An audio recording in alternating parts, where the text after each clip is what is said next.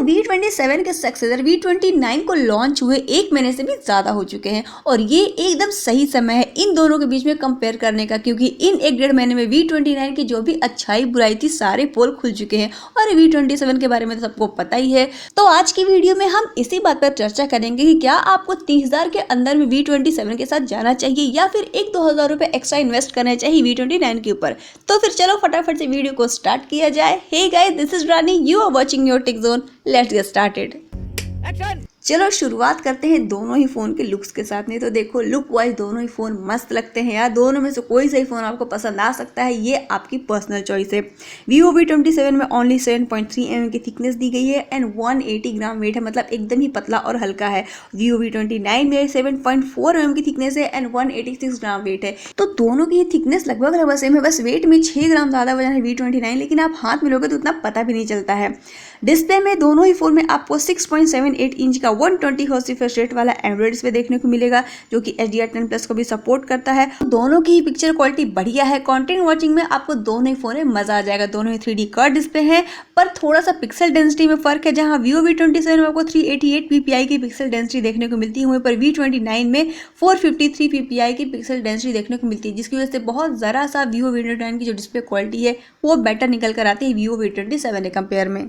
Back side में दोनों ही फोन में ग्लास लगा हुआ है, लेकिन IP रेटिंग का अता पता नहीं दोनों में से किसी फोन में। तो भैया पानी वानी से बचा कर रखना, वरना 4 कंधों का इंतजाम कर लेना। Vivo V27 में आपको 2 कलर्स का ऑप्शन मिलेंगे, एक तो है नोबल ब्लैक और दूसरा है मैजिक ब्लू। और V29 में स्पेस ब्लैक, हिमालयन ब्लू और मैजेस्टिक रेड 3 कलर का ऑप्शन मिलेंगे। और उसमें से जो मैजेस्टिक रेड वाला कलर है वो मेरा फेवरेट है। आपका कौन सा फेवरेट है मुझे कमेंट करके बताना। तो नहीं वैसे बैक कवर लगाकर डिजाइन की ऐसी तैसी करने वाले हो तो फिर छोड़ो, इन सब बातों पर ध्यान देने की आवश्यकता ही नहीं है।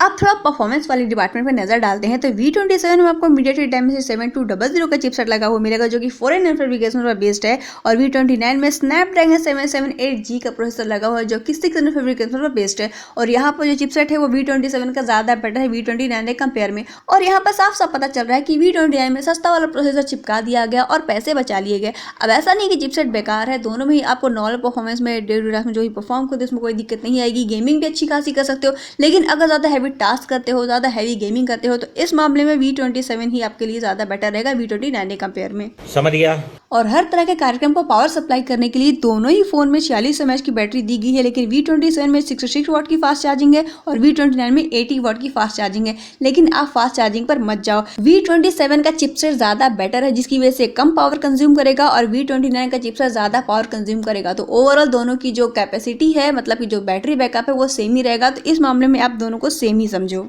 दोनों ही फोन UFS 3.1 की स्टोरेज टाइप दी गई है, लेकिन 5G बैंड्स की बात करें तो V27 में 6 5G बैंड्स दिए गए हैं और V29 में 8 5G बैंड्स दिए गए हैं। हालांकि दोनों में कम से कम 9 5G बैंड्स देने चाहिए थे, लेकिन यहाँ पर फिर भी V29 में आपको ज़्यादा 5G बैंड्स देखने को मिल रहे हैं V27 के कंपेयर में। अब थोड़ा सॉफ्टवेयर डिपार्टमेंट की भी बात कर लें तो दोनों ही phone Funtouch operating system पर बेस्ड है, जिसमें आपको थोड़े बहुत ब्लॉटवेयर्स और एड्स वगैरह देखने को मिलेंगे। थोड़ा सा मानसिक रूप से उसके लिए तैयार रहना।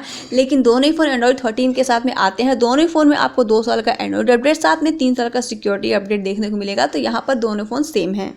अब बात करते हैं दोनों फोन के सबसे मेन फीचर यानी कि कैमरा की, क्योंकि दोनों ही फोन एक कैमरा सेंट्रिक फोन है। तो ये वाला पार्ट तो सबसे इंपॉर्टेंट है यार। तो देखो, कैमरा सेटअप तो दोनों में सेम है, यानी 50 मेगापिक्सल का प्राइमरी कैमरा, 8 मेगापिक्सल का अल्ट्रा वाइड और 2 मेगापिक्सल का V27 में मैक्रो कैमरा है और V29 में डेप्थ कैमरा है। तो खैर इसके बारे में हम बात करेंगे नहीं, हम बात करेंगे अल्ट्रा वाइड और मेन कैमरे के बारे में। दोनों ही फोन के कैमरे बहुत ही अच्छा परफॉर्म करते हैं, बहुत ही अच्छे से डिटेल कैप्चर करते हैं, काफी स्टेबलाइज वीडियोस भी आपको निकाल कर देते हैं। इस मामले में आपको दोनों में से किसी भी कोई इशू देखने को नहीं मिलेगा।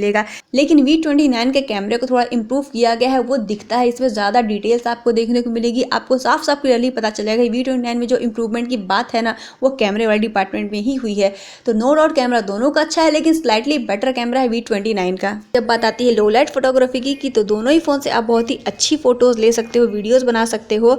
और V27 में आपको सिर्फ ऑरा लाइट देखने को मिलेगा बैक साइड में, और V29 में आपको ऑरा लाइट के साथ साथ फ्लैश लाइट भी दिया गया है। और इसके ऑरा लाइट के जो लाइट है उसे आप कम या ज़्यादा कर सकते हो अपने हिसाब से। तो ये थोड़ा सा एक अलग हट के फीचर दिया गया है V29 में। दोनों फोन से आप मैक्सिमम 4K तक की रिकॉर्डिंग कर सकते हो।